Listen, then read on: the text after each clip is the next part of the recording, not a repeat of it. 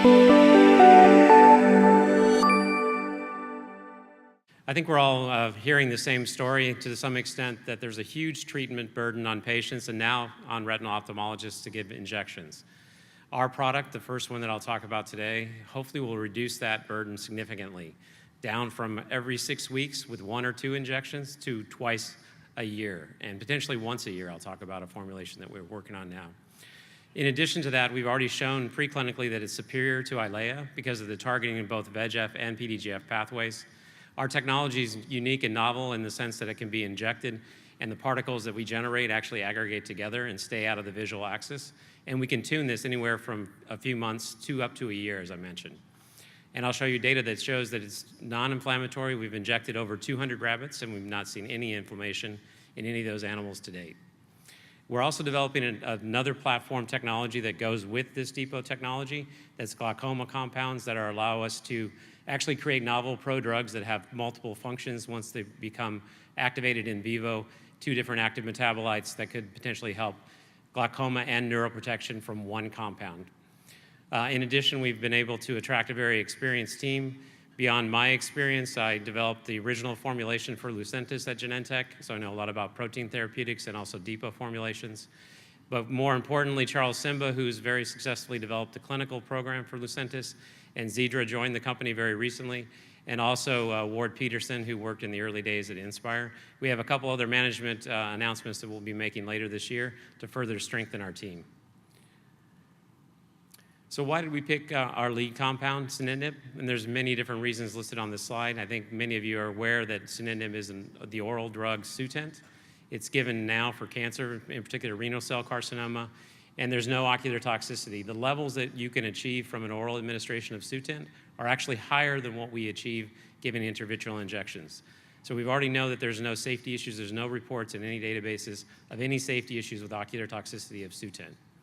In addition, Charles actually found in the literature that there's work on a patient that had renal cell carcinoma that was taking Sutent, had refractory wet AMD, and we saw visual improvements in that patient. So there is an example, at least one, where it's actually been shown to be effective in this disease. But why wouldn't you give it systemically for long periods of time? It's extremely toxic, like all the other RTKIs, for systemic reasons, mainly hepatic toxicity. So by putting in our platform technology, delivering it every 6 months or every year, we think we can have a significant advantage over what's being developed today. In addition to that, by targeting the receptors, as you heard in the last presentation, we think we have an advantage over the ligand-based approach, so we could potentially have a longer durability of response and also better efficacy. So how does this work? This is a short video showing, and I've shown this at this meeting before, showing how the technology works, where we encapsulate the drug in the microparticle technology, which has been around for many years in resorbable sutures and other types of depot formulations. It's then injected into the eye in a suspension, and if you could run the video for me, please. Thank you. It's injected into the vitreous. It comes out as a suspension. It's relatively viscous, but it can be injected at the same speed in a small gauge needle that's used at biologics like Eylea and Avastin and Lucentis. And then after it goes into the eye, it actually aggregates to form a depot formulation. We normally inject it in the inferior vitreous so it stays out of the visual axis. It forms about a 5 millimeter diameter particle at maximum. It doesn't bind or sit on the retina at all, so there's no retinal scarring, and we've seen no toxicity to the retina out to 6 months. This is one, I think, the key slides to show the benefit of this therapy. So we dosed and then waited for up to 3 months after a single dose. And these are very low doses, so you can see only 0.05 milligrams of Sunitinib, and the highest dose we tested here was 0.3 milligrams of Sunitinib. Then we waited for 3 months. We did laser-induced CNV in these animals, and we compared that to giving Eylea at the same time as the laser, which is the maximum effect for Eylea. And you can see that we saw statistically significant improvement in CNV area reduction compared to Eylea and also compared to the placebo control.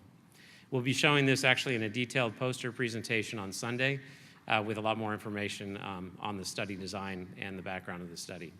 We think that the benefit here is really, as I mentioned before, due to the fact that we are targeting the receptors and we are getting a prolonged effect from the depot formulation.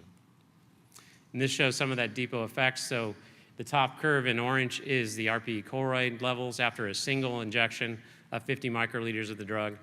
And then at the blue is the retina, and then the black is the vitreous. And you can see that all those levels are several orders of magnitude above the KI, all the way out to beyond 7 months now. And we actually have a formulation that we're testing that we're at 6 months, we believe will be at least a year formulation for this product. That won't be our first one to go in the clinic. We're going to go in the clinic with this one every 6 months. And we have a good correlation between the PK and the PD results that I just showed you that supports the fact that the levels that we're seeing from this dose, which is the dose that we think we'd use in humans, would support 6 months of efficacy in a human. So one of the last things I'll touch on is the glaucoma project. As many of you know, compliance in glaucoma is a major issue. We actually have a whole library we've created of glaucoma compounds that are novel prodrugs of existing compounds. And we're in the midst of screening those agents, and we'll be starting studies with Harry Quigley at the Wilmer Eye Institute to validate this technology and this approach to give a subconj injection, which we think is much more amenable to the glaucoma specialist than intracameral or intravitreal injections. And we think this will be a better approach going forward, in addition to the prodrug approach that we're using.